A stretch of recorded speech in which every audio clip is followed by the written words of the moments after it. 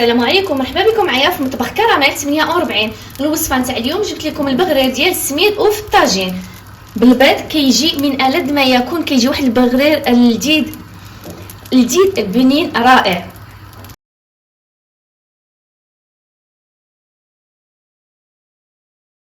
الله كيجي متقب، كيجي خفيف، كيجي محمر، كيجي داير بحال الشهده. كنقدموه يا اما بالزيت البلديه ولا كنقدموه بزبده، كتكون من النوعيه الجيده، زبده حيوانيه زوينه.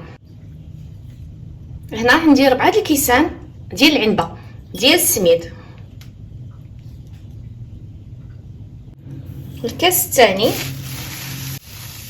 الكاس الثالث، الكاس الرابع ولا 500 غرام ديال السميد.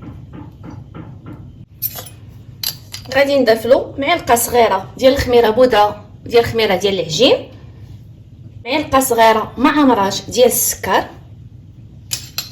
ديال الحلوى موزن 7 غرام. وباش كنعطيها بنه على بنه كندير لها واحد السكر الفانيلا، كيجينا بنين هذا البغرير. تقدروا تستغناو عليها لا هي ولا السكر. 7 غرام ديال سكر الفانيلا. وكنضيف الملحه على حسب القياس، كل واحد كيدير قياسو ديال الملحه.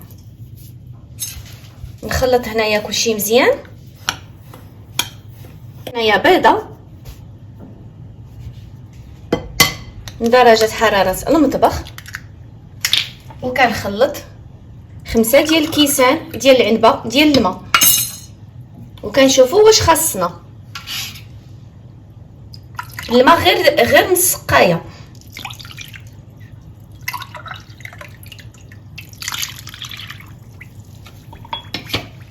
نخلط هاد 3 وعاد نزيد.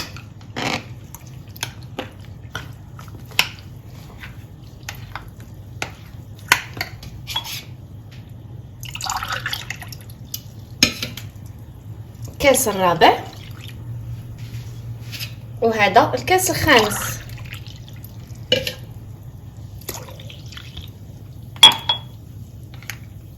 كنخلطهم وكنديرهم في الخلاط، كنضربهم مزيان، كنضرب وكنوقف به فيه كتخمر لينا هاد العجينه.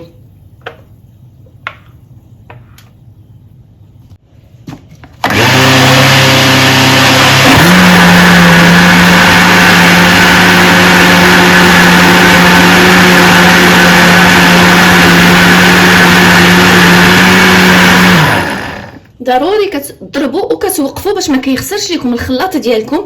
كتبقاو تضربوها لمده 5 دقائق حتى كتحسوا بلي هاد العجين اللي هنايا راه سخن. ضروري ما كنبقاو نضربوا فيها حتى كيطلعوا لينا هاد الفقاعات. من بعد ضروري ما كنخليوه يخمر ما بين 10 دقائق حتى ل 15 دقيقه. الطاجين اللي عندي هو هذا. هاد الطاجين كنطيب فيه الحرشه وكنطيب فيه البغرير. كندير غير قطره ديال الزيت في الاول، نمسحها بالكاغط، كنخليها تشرب داك الزيت، وكنبقى نطيب فوقاش ما كنطيب 4 5 تاع الحبات. كنشد نفس هاد الكاغط بلا ما نزيد الزيت، وكندوز عليها هكا صافي. تاعنا راه سخون، وهنا غادي نكب غير واحد شويه باش نشوف واش خمر ولا مازال.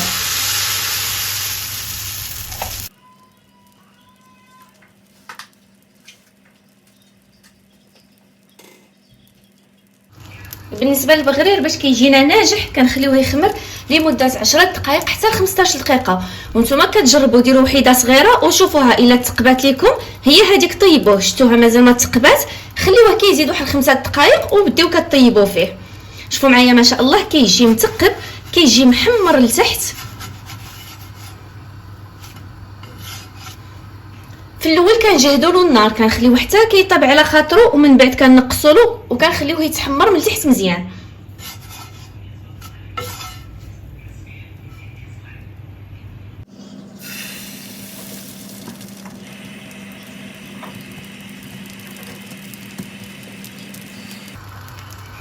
وهنايا السر باش كينجح لكم هذا البغرير، ضروري ما كتضربوه في الخلاط مزيان يعني هذه كنأكد عليها.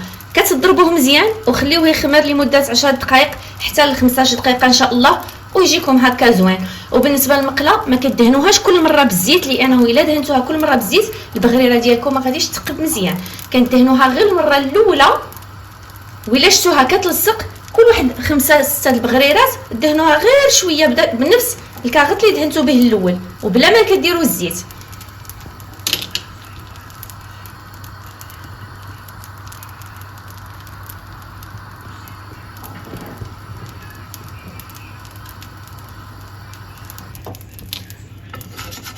وكما قلت لكم هاد الطاجين راه كندير به حتى الحرشه، دايره خصوصي للبغرير ودايره خصوصي للحرشه.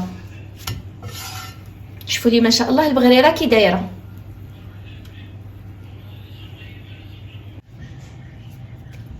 وهو هذا الشكل النهائي نتاع البغرير تاعنا. شوفوا معايا ما شاء الله كيجي متقد، كيجي خفيف، كيجي محمر، كيجي داير بحال الشهده. كنقدموه يا اما بالزيت البلديه ولا كنقدموه بزبده كتكون من النوعيه الجيده، زبده حيوانيه زوينه.